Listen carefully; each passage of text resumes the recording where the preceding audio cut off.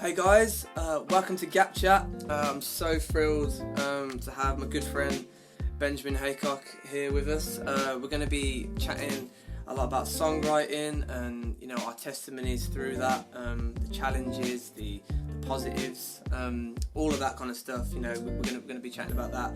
Ben, has been a songwriter for years, as long as I've known him, basically. I know that he's very proud, and I'm very proud of him for being on The Voice UK. And since then, he's had millions of streams on Spotify. He's done lots of festivals and gigs, and his work, if you like, is music now. And it's been really, really cool to just watch him as a friend, journey from songwriting in his bedroom to where he's gone now. So we just want to talk about all that and how you kind of went from writing songs in your bedroom to one day being on The Voice and having songs on Spotify and having all the success that you kind of have had now, amongst lots of other things I'm sure we can maybe chat about. But yeah, so like, what would you like kind of say to a young songwriter, a young musician that's just starting up, if you like? Firstly, thanks for the intro, mate. Nice to meet everyone. I suppose what I would say is just be you. Tell your own truth. I think a lot of songwriters, when they first start, and me included, you try and sound like everyone else with your music anyway. But then, and that's one thing, and I think you need to do that. It's kind of, you copy a bunch of people, whether it's guitar or drums or whatever it may be, your skill. And rapping's the same, so... you capture someone, maybe a few artists that you really like, and then embody their flow and try and put that with you. And that's one thing. I think with writing, however, you need to be yourself. Mm-hmm. I think it's, if people are going to connect with you, if they're going to relate to you, it needs to be your own truth. Having said that, you can write stories about other people. If you're at the park one day and you don't feel like your life's that interesting, you can still write about things going on in your family, things going on the street that you see on the telly. But I think it needs to come out of a place of sincerity. I think it needs to come out of a place of authenticity and realness. And I think that's kind of the bedrock, because it doesn't have to be the greatest songs initially. Mm-hmm. You don't have to write the next Beatles song initially. Yeah. You just have to write your truth. Mm-hmm. And then no one else can embody that, especially if you're writing a personal song in first person. Yeah. So I would say that just be yourself, write your own truth, write about as much things as possible. Just write, really, as well. Mm-hmm. But yeah, I think the main thing is try and be as sincere as possible within your writing. I was about to ask you, about what some of the kind of hurdles are in songwriting, but it's interesting because you alluded to, you might not get that amazing song straight away. I know that's been something I struggled with when songwriting, and on a level still do sometimes. I'm just like, this isn't great. What do you do when you're in those moments when you're just feeling really almost demotivated for what you've actually written, or you see what other people are doing as well, that whole comparison thing? In. What do you do in those moments? First of all, I think comparison's probably the one evil in music. There's probably quite a few evils in music, but that's the one that I always see as being the biggest thing. Mm-hmm. So whether it's, you mentioned success at the start. My success in comparison to other people's, who I kind of look up to, is insignificant. Mm-hmm. However, to other people, people may be like, oh, what you've achieved is great. And I think whether it's success, followers, Spotify streams, your own songs, comparison in music, it's such a subjective thing, music in general, that comparison's obsolete, I think. Mm-hmm. It's redundant and should be redundant. The problem is charts and streams and numbers are a big thing in contemporary music, but songwriting shouldn't be about that. So that's one thing. What was the initial part of your question again? I forgot. You asked three questions in one. What do you do in that moment? When you're feeling demotivated, and challenged. So I think Ed Sheeran, who's one of the best songwriters of today's generation, of our generation. Mm-hmm. He said, I think in an interview, things like Graham Norton or something, that he writes hundreds of songs, and out of the hundreds of songs, he maybe has 3 or 4 that he end up even in the mix of being on an album. Mm-hmm. And even then, he probably only picks 1 or 2 out of those 100. And 100 songs are a lot of songs. And he's a professional songwriter, gets paid a lot of money to songwrite. Yeah.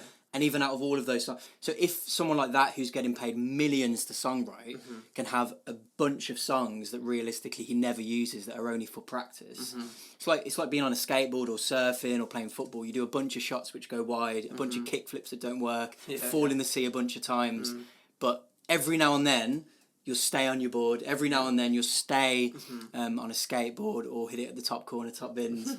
And then when that happens, I think you'll know and other people will know. And I think it's very important also to have people around you that can give you honest feedback. I think it's really important to have people that give you a lot of encouragement and support you along your journey. But you also need friends that are going to be real with you in a nice way. But that constructive feedback is necessary. You know, it's like me and you, for instance. Whenever I write a song that I'm really excited about, I usually send it you. And I've been quite lucky because not many, like I usually do the filtering before I send it you. A lot of the time I say, I'm never going to show anyone these type of songs. But I think that comes with time. When you're initially songwriting, just show people your songs. And as I've said at the beginning, comparison I think is the root of all evil in comparison to music. Just don't try and compare yourself to anyone. It's not having like fear, is it? Like, you know, not being afraid of what people may think. Like you can use the example of like someone falling off the skateboard and stuff. Like if they cared what people thought, they would never like carry on doing it. So it's the same with music, isn't it? You just need to have belief in yourself. That you know you're gonna find the fruit eventually. More of a personal question, but what do you personally find fuels like your desire for getting songs out? Like, you know, for you personally, is it like, you know, specific stories? Is it things you've been through? Like, what fuels your songwriting to make you want to get the pen and the pad out, if you like? Pen and a pad. I think for me, it's, I mean, you know this, most of my songwriting is cathartic, so most of it's just expression of what I've been through, what my family's been through, what I see around me. But also, we can go into that in a minute. I think if you're a songwriter and you're not going through stuff, I don't want you to think you can't write. That's why I said it at the start. Just write about really what inspires you. Whether it's someone walking in the street, you know, whether it's a story that captivates you and then you write about it. But for me personally, what motivates me to continue writing is it's a cathartic expression for me. It always has been since I was younger, in the back of my dad's car on the way to Cornwall or something, going on holiday once a year and just like writing on a notepad in the back. He's got some music on, whether it be Motown or funk or jazz or like some rock, and just writing. And a lot of the time it doesn't make sense when you're first starting, but then you start to find it really frees you up. And I find when you get that in that zone where you're just talking from a place of sincerity, as I said at the start, I'm kind of keep alluding to that because I think it's really important. But you get the flow of it and then you improve. And for me, it's the expression of oneself and also writing about other things. I think you can make sense of the world through writing in general, whether it's writing a book, even an essay, for instance. But I think for me, that's music and songwriting. I can kind of make sense of the world within my lyric writing. No, definitely. And just from like, you know, someone that's heard your music, like it's obviously a big part of it, like just your expression and, you know, the passion behind it. Would you say that it's important? I know you've kind of said, you know, it doesn't matter if you've been through things, whatever. Would you say that it's important to have that passion? You know, like obviously it's important to have passion to do it, but like, you know, that is the kind of thing that gets you up to kind of like to go for it, doesn't it? Like, I think for me, songwriters that stay with me, songs that stay with you, are songs from a place of rawness that you just know is, you know, you can feel it. I mean, music you feel anyway. I mean, that's part of music, isn't it? You know, 90% of the beautiful chords and everything are great and they're really interesting. But if it makes you feel something, whether it's worship music, whether it's jazz, whether it's blues, if it makes you feel something, and I think it's the same in songwriting. Having the ability to make people feel connected to what you're writing about is really important. I don't know if that's necessarily answering your question, but that's what's coming to mind. What would you say your songwriting looks like now compared to when you were just like starting? I think when I was first starting, when I was really early in my teens, probably similar to a couple of guys at the Gap, like grew up in Erdington, kind of very working class place. For those who don't know Erdington, I suspect most people who are listening do. Fairly kind of deprived area, I guess, not far from Slade Road and Scotland Green. There's a lot of kind of crime which goes on, a lot of gangs. It's also a great place to live if you're growing up. Like, I really love growing up there, but to some people it's the hood. And if you get involved in the wrong people and involved in the wrong type of things, then you can easily go down that rabbit hole. Like most places, but I think I love Erdington. It's where I grew up, and I've got a big heart for it. But I also know it's because I grew up there. I know the rabbit hole that you can go down, and I was going down that rabbit hole, and that's the kind of songs that I was rapping. Quite similar to, I started rapping initially, started playing drums. And for a few years, I was just copying what other people was doing, which is why I said at the start it wasn't me, and I was just and without going into my testimony that I know you kind of want to allude to a bit, I got involved in the wrong things, and a lot of that was to do with music as well. And it's the same nowadays with a lot of like drill, for instance. You know, some of the lyrics are ridiculous, and back in the day, I was maybe not as ridiculous as some of the lyrics now, but it was still about kind of like what you're carrying on you, you know, if people come to your ends and all of this sort of stuff, and just repping for a postcode that realistically you don't own, the government owns, while bashing the government as well. It's just this like really paradoxical thing that so my songwriting, when I kind of got out of that, without going into my story too much, when I was like 14, 15, I started really writing about particularly what I was going through, what I, you know, what I had been through and how I was getting out of it, and just really started being deep with it. And then when my dad passed, obviously I was writing about that and everything subsequently. When I moved to Devon, when I was 18, 19, and before I met my wife Brooke, I mean, I wrote 40 to 50 songs in a year, and most of them were probably trash, but most of them were expression, and that's when probably every song began embodying or personifying me through the songs. I think that all of the songs were very different, but they had this common thread of it being about what I went through. So I think when I first started, I was just kind of rapping about whatever and singing about whatever, and then it became more personal as I started songwriting and went through a lot of things. So that's awesome, man. You know, and again, I think I've already said anyway, but it's been amazing to see the development of it. I know it's something that I'm really like passionate about as well, like what you were saying, you know, with lyrics, and almost the consequences of that sometimes as well. I don't know if it's something that you want to share, but there was maybe certain consequences when you were younger with certain things that you rapped about and put out there, and it's almost the wisdom that has come from that experience, kind of like, you know, you're journeying through that. I don't know if you want to talk about that. I think without going into it in depth, I think the essence is important for young people who are in similar situations. Again, I'm literally this is the thing, I have conversations with people, and I do not a lot of these things, but a few of these things, but this is like the community that I grew up in. It's certain, so it's a bit different, but it's still, I know a lot of the kids come from Erdington and that as well, so yeah, I mean, the essence was I was in year 8 at the time, and I got involved in the wrong set of people, wrong circumstances, and a lot of us did, and we were a group of friends, and we made this song, and we were just talking crud. We was just talking about nonsense, about what we were carrying, like carrying knives and what we had in our pouch and from this area, and just a load of nonsense that I just didn't have a clue at the time. I think maybe a lot of the kids now, they've gone through a process of a few years of that, and now they've become young adults. A few of them are probably 6 foot plus and then feel like they can do that.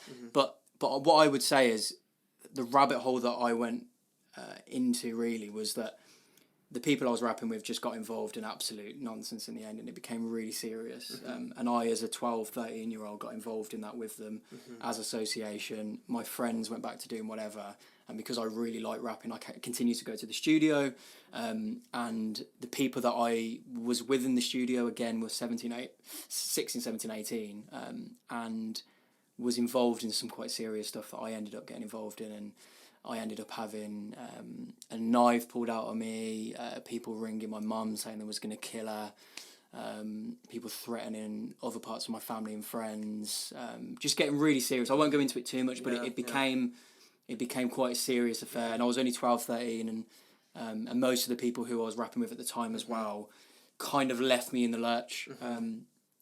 Some of them were really good, and they probably didn't realise at the time, they were young as well, but as a really young guy, 12, 13, not realising what I was getting myself into, it became this thing where it escalated very quickly. And I genuinely, without going into depth, I could have probably lost my life, or something serious could have happened, or more to the point, I could have probably continued with it and then went down the rabbit hole of, instead of being a victim, I could have probably became that person who was then like, actually, I'm going to carry a knife.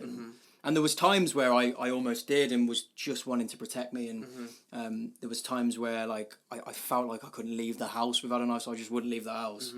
And I think a lot of young guys, especially in like London, Birmingham, Manchester, etc., they feel that as well. They feel like they can't leave the house without a knife because it's that self-defense. But I would just implore everyone who is thinking about that, who is involved in that, who's rapping these lyrics, when you get to our age, you realise that there's so much more to life.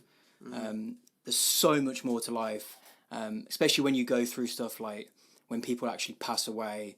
I've friends who have ended up in intensive care through getting stabbed, and I'm sure a lot of the guys listening have as well. And it's just, you realise in those moments that there's a lot more to life, and then when you get to our age, you just think it's absolute silliness as a police car goes past, really fittingly. But I just think, I wouldn't. I get why people do, and I just implore young people to try and do something different, be unique. Don't follow the crowd of that, because it ends in either death. You either getting stabbed and ending up in hospital, you ending up in prison later on in life, or you just not applying yourself at a young age in things like football, in things like music, and things like your schoolwork, where you can really build a future in it. Because you get down this rabbit hole. I was lucky in some ways, really ironically, that, not going into too much, but a lot of bad stuff happened to me very quickly as I got involved in it. So I didn't get the chance to become 15, 16, 17 and then grow up a bit into my body and feel like, instead it happened to me when I was really vulnerable, which meant that I could have, when I got to 15, 16, I was like, I don't want to get myself involved in this. And I've got mates who have ended up in prison for some really serious stuff. I had one of my closest friends was in Slash, which was a gang in Aston at the time. They're connected with a few of the gangs, and again, without going into his story too much, he was a brilliant rapper, brilliant musician. He could sing as well, and he's ended up in prison probably for the rest of his life a lot of the time. So I've saw where my friends have ended up. A few of my friends have done great and have just kind of got out of it, but people who haven't, they've gone down that rabbit hole. So I just implore anyone listening, if you are in any way, shape or form inspired by the message that I'm trying to convey, just don't follow the crowd. Like, there's so much more to life. You can travel the world, you can do music, you can meet people, you can have a family. I mean, you can meet Christ. There's so many things that are wonderful in life, and it's not just about this postcode, very small mind mentality of a concrete jungle that you exist in at the moment. There's more to life than that. Thanks so much for sharing that, man. That's like, of course, so powerful. Kind of on the same sort of lines, this question just kind of came into my head because I've done some recording with some young people in here before, rapping about different things, and one phrase has stuck with me for a while. I remember asking them, why are you rapping about these things, like, kind of around like knives and stuff like that, and I was stunned by the response, and the response was, because it sells. Yeah, absolutely. So what would be what would you say to that? I mean, it's frustrating because it does, but I suppose sex sells. I suppose violence sells. I mean, whether it's movies or whatever, and I get that.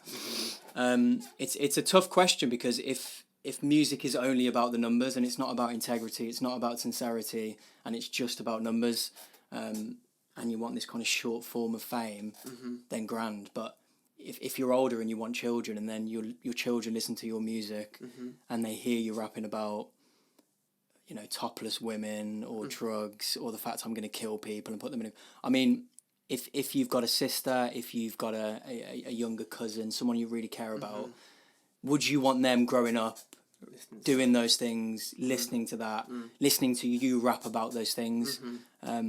Life's a lot more than when you're 15, 16, 17, be listening to this type of music. I mean, Yeah, it's a difficult one, and the reason why it is, and it kind of stumps me the question, is because a lot of kids probably think that that's the essence of music, is the fact that we want it to sell, we want numbers, and nowadays there's no denying that creates numbers. Long term, it's not going to get you a career. And through rapping about other people, you're going to get yourself into situations where, I mean, Deps and people like that are great examples. Like, dude, I mean, people like Deps are some of the most talented rappers who ever come out of Birmingham, and a bunch of other rappers I could mention. But Deps is he used to rap about a lot of things. Obviously, he got stabbed, and he's no longer with us. And he was one of the most talented rappers of our generation in Birmingham, especially coming out. Yeah. And there's a lot of rappers like him who are just involved in that world in general. It's not necessarily what they're rapping about, but this stuff really does happen. Like, people really do die. People get in situations where, like, it seems like a fantasy in your head. It seems like a video game, and it's not. Yeah. Like, I've got friends who have died. I've got friends who have gone to hospital in serious situations, and it's not a game. Yeah. So you're always doing that risk. Firstly, secondly, when you're older, you're not going to appreciate you doing that. It's going to affect jobs when you're older. It's going to affect family life. Like, you don't want your kids or grandkids to listen to that sort of stuff. And the people you care about most who are younger, you wouldn't want them to listen to you saying you're going to chop someone up or something. And more to the point is that integrity. It's not sincere. When you're alone playing a bit of FIFA or eating a Macca's, just chilling, you're not thinking, I wish I could kill people today. So don't write it. It's not real. The essence of music and songwriting that I went into is realness. And if realness, if that's authentic, then it's just not. Like I think that's the biggest thing for me, is that I used to listen to a lot of music where it was real to talk about this stuff because I was in the hood. And it's like, if you're in the hood and you go for the struggle, that's real. Talk about the struggles. Talk about you struggling to make ends meet. Talk about your family struggling. Talk about the situation you're in. Talk about the environment, how it affects you negatively.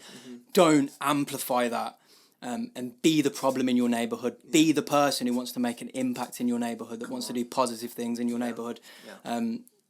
You can spin it, and you can become one of my favourite artists of all time. A big inspiration of mine is Akala.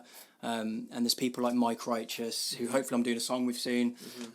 But Akala's just like, he's from like one of the worst areas in London, and grew up in poverty, but was just a huge inspiration to me, because it's like the guy's always got it perfect. He's had that balance of being of talking about stuff extremely articulately, by the way, extremely intelligently, and saying that even though you're from the hood or you're from a working class area, that you can still do incredible things, that you can still talk about, you can still speak intelligently. He's got a doctorate, I think, an honorary doctorate. He's incredible. Write books and do all of these amazing things that people in quote unquote posher neighbourhoods can do. Yeah. But for me, it's like him and a load of other artists. And JK, when Deps passed, was a perfect example as well. The fact that he talked about just how much that pain has cost his friendship group, his family, and it's like, and going back, and sorry to flip flop, but going back to what I was just saying, that Deps thing is a perfect example, because JK made that Fire in the Booth, which was like the biggest thing in Birmingham at the time, which I'm sure most rap fans have listened to, especially in Birmingham. The pain in JK's voice, saying that this has ruined his family. This has killed all of us. We're feeling this pain. Do you know how powerful that was? Yeah. And you don't want to wait till someone passes to have that sort of positivity. You want it to be like, we can change your neighbourhood now. So I forgot the question, man. I went on a bit of a tangent there. Sorry, mate. You definitely have to do, mate. No, honestly, it's super, super powerful and inspirational. Before we come to an end, I've just got like one more question for you. What gives you the most joy in songwriting? Like, what is it that like you get most from music? I think post when I've released a song. I mean, Restlessness is a good example. Obviously, did that on The Voice, and I had thousands of messages from people who had lost their dad, who had, I had like a message off like 12 or 13 people, and I think about 7 or 8 of them lost their dad in that particular week, but 12, 13 was like in that process of that week of their dad having cancer or being on his deathbed, and again, like half of them, I think they passed away, unfortunately, and they said that this is the song that we listened to together. This is the song that I've listened to since, and it's got me through all these times. This is the song which caused me from stop committing suicide, for instance, after my dad. Like, I could go into countless messages, but I remember this one particular guy, he was from the Philippines, I think, and messaged me just like, me and my dad was listening to all your music on his deathbed, and he went out to that, and it's like it's like, it makes me emotional now. It's just the fact it helped them in that moment. When I'd done it, I mean, you know this, when I did Creation Fest, performed on the main stage of Creation Fest with the band, and did Homeless Winters, and a couple of other songs of that nature, and I had this autistic guy come up to me, and he was just like, you've saved me over the past few years. And I was like, mate, I haven't done anything, and he was like, no, you have. Like, your songwriting has really touched me and really got me out of situations you will never realise, and however much I convey it, you will never realise how this has affected me positively and got me out of a bunch of stuff.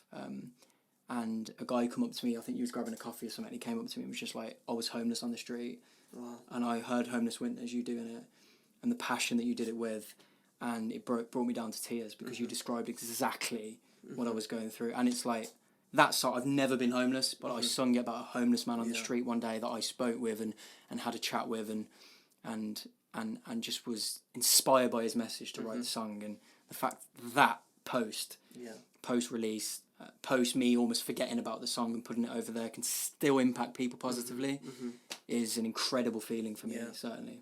Man, that's stunning.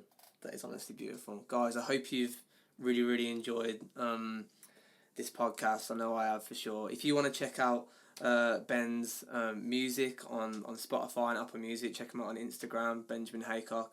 Give you a little plug there, mate. He's a great interviewer, isn't he? He's brilliant, honestly. What a guy. And go and check him out. I'm sure you'll absolutely love it. And Ben's kind of alluded to some of the topics that he's been writing about and you know, and that he's passionate about. So do go out and check that out. But yeah, hope you've really enjoyed it. I'm gonna end this now by doing our little tagline. Do you want to do the little tagline? Sit back, relax, and enjoy the GapChat.